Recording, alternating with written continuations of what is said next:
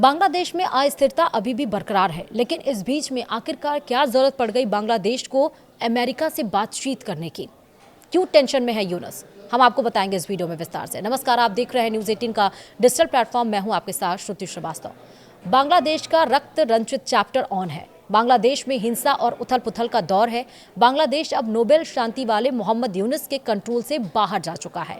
कभी हिंदू दीपू की भीड़ हत्या कर देती है, तो कभी उस्मान हादी का मर्डर हो जाता है, कभी अखबारों के दफ्तर पर हमला हो जाता है, तो कभी भारतीय हाई कमिश्नर के आवास को निशाना बनाया जाता है। कुल मिलाकर बांग्लादेश जल रहा है।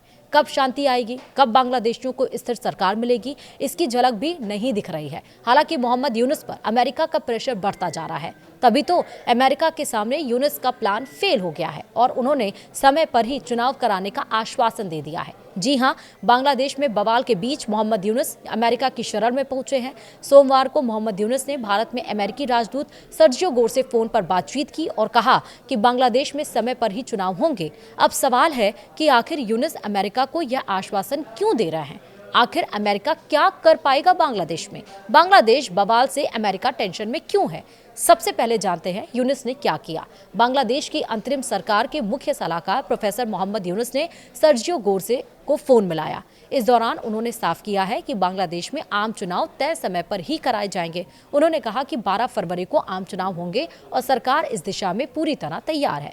प्रोफेसर यूनुस ने यह बात सोमवार को अमेरिका के दक्षिण और मध्य एशिया मामलों के विशेष दूत सर्जियो गोर से टेलीफोन पर बातचीत के दरमियान कही।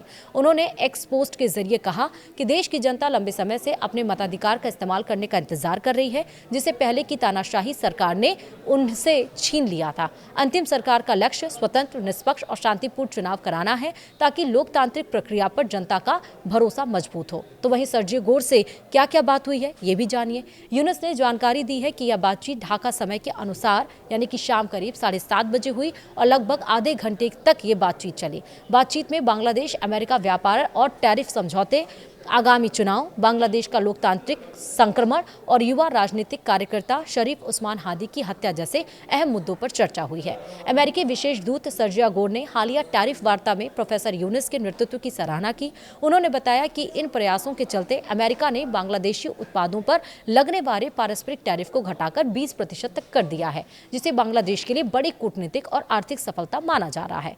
वहीं मुख्य सलाहकार मोहम्मद यूनुस अमेरिका के कान भी भरे हैं। मोहम्मद यूनुस ने यह भी आरोप लगाया है कि अपदस्थ तानाशाही शासन के समर्थक चुनाव प्रक्रिया को बाधित करने के लिए भारी मात्रा में धन खर्च कर रहे हैं, जबकि उनका फरार नेता हिंसा भड़काने की कोशिश कर रहा है। हालांकि उन्होंने भरोसा दिलाया है कि अंतरिम सरकार हर चुनौती से निपटने के लिए पूरी तरह तैयार है। नोबेल वाले प्रोफेसर यूनुस ने कहा कि चुनाव में अब लगभग 50 दिन बचे हैं। हम चाहते हैं कि यह चुनाव स्वतंत्र, निष्पक्ष और शांतिपूर्ण हो और इसे एक मिसाल के रूप में याद रखा जाए। उन्होंने शेख हसीना पर आरोप लगाया कि वे भारत से बांग्लादेश में हिंसा भड़काने की साजिश रच रही हैं, जिसका मकसद आगामी चुनाव को प्रभावित करना है। आपको याद होगा कि उस्मान हादी इसी 12 तारीख को जो इलेक्शन होने वाला है उसमें एक कैंडिडेट के रूप में भी था और उसके बाद उसकी हत्या के बाद से ही बंगाल में एक बार फिर से प्रदर्शन देखने को मिला। वहाँ माफ करिएगा, बंगाल नहीं, बांग्लादेश एक बार फिर से प्रदर्शन देखने को मिला वहाँ पर और बांग्लादेश एक बार फिर से जलना शुरू हो गया। अब सवाल ये भी आता है कि आखिर अमेरिका की शरण में यूनुस क्यों गए? यह बात किसी से छिपी नहीं है कि बांग्लादेश में शेख हसीना के तख्तापलट में प्रत्यक्ष या परोक्ष रूप से अमेरिका का हाथ रहा है। अगर अभी बांग्लादेश में मोहम्मद यूनुस की सरकार है तो यह अमेरिका के रहमो करम पर ही है। अमेरिका के इशारे पर ही मोहम्मद यूनुस अपनी सरकार चला रहे हैं। यही कारण है कि बांग्लादेश लगातार अमेरिका को खुश करने की कोशिश में लगा रहता है, ताकि उसके ऊपर ट्रंप प्रशासन की मेहरबानी बनी रहे।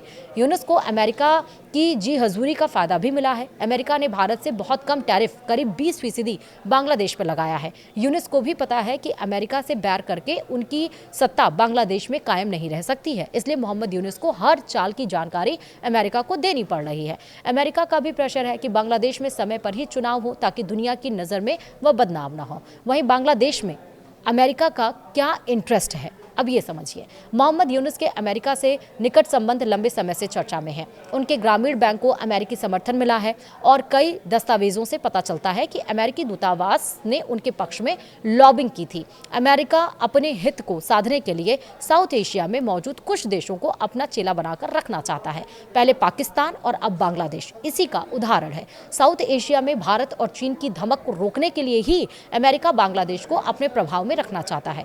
यही कारण है कि भारत की अच्छी दोस्त शेख हसीना को कुर्सी से हटाने में अमेरिका का रोल माना जाता है।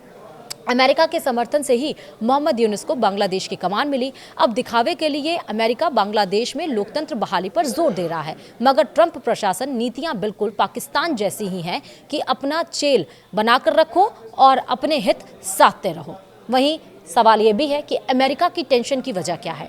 रणनीतिक दृष्टिकोण से देखें तो अमेरिका बांग्लादेश की अस्थिरता से चिंतित है, क्योंकि यह इंडो पैसिफिक रणनीति में उसके प्रमुख हितों को प्रभावित करती है। बांग्लादेश की भौगोलिक स्थिति बंगाल की खाड़ी में महत्वपूर्ण है, जहां वैश्विक समुद्री व्यापार का बड़ा हिस्सा गुजरता है और चीन की बढ़ती नौसैनिक उपस्थिति को काउंटर करने के लिए अमेरिका इसे चीन कंटेनमेंट का हिस्सा मानता है। ऐसे में बांग्लादेश में उथल पुथल रहेगी तो अमेरिका को अपने हित साधने में दिक्कत होगी। ट्रंप प्रशासन की पॉलिसी में लोकतंत्र से ज्यादा व्यापार और चीन काउंटरिंग पर फोकस है। इसलिए स्थिर बांग्लादेश अमेरिका के लिए जरूरी है ताकि क्षेत्र में उसका प्रभाव बना रहे। बांग्लादेश में अस्थिरता से मुख्य खतरे क्या हैं? तो सबसे पहला मुख्य खतरा है चीन का बढ़ता प्रभाव। जी हां, राजनीतिक उथल पुथल में चीन BRI प्रोजेक्ट्स और निवेश बढ़ा रहा है, जबकि अमेरिका की सहायता कटौती यानी कि ट्रंप प्रशासन में जो हुई है, बांग्लादेश को बीजिंग की ओर धकेल सकता है। इस्लामिक कट्टरपंथी और आतंकवाद ये भी एक मुद्दा है। जमात-ए-इस्लामी जैसे समूहों का उभार और अल्पसंख्यकों पर हमले क्षेत्रीय सुरक्षा को खतरे में डालते हैं, जो अमेरिका के काउंटर टेररिज्म हितों को प्रभावित करता है। और तीसरा है आर्थिक अस्थिरता, यानी कि रेडीमेड गारमेंट निर्यात पर टैरिफ और GDP ग्रोथ में गिरावट अमेरिकी व्यापार हितों यानी कि बांग्लादेश से जो अरबों डॉलर का आयात होता है उसको नुकसान पहुंचता है। वहीं भारत के साथ साझेदारी यानी कि अमेरिका इंडो पैसिफिक में भारत को प्रमुख पार्टनर मानता है। बांग्लादेश में अस्थिरता भारत की सुरक्षा को प्रभावित कर अप्रत्यक्ष रूप से अमेरिकी रणनीति को कमजोर करती है। इसीलिए बांग्लादेश का कमजोर होना क्या क्या हार्मफुल होगा वो हमने आपको बताया। वीडियो में इतना ही। नमस्कार।